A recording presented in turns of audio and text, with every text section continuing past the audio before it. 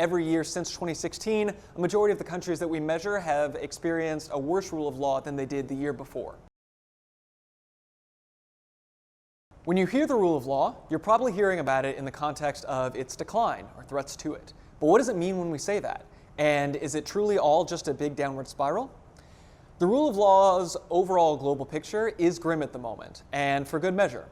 The World Justice Project since 2016 has measured a consistent decline in majority of countries that are measured in the Rule of Law Index, meaning that every year since 2016, a majority of the countries that we measure have experienced a worse rule of law than they did the year before. But there are bright spots, and it's important that we highlight these bright spots so that we can learn and reproduce these success stories.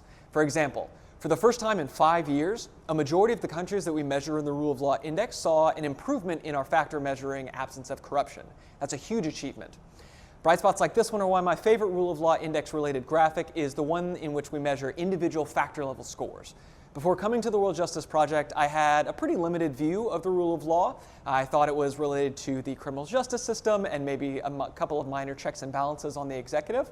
The rule of law is very complex, and it's within those complexities that we find the success stories and the good work that individual actors either in the government or in civil society or in the media are doing day in and day out to improve the rule of law where they live. Want to find out our next success story?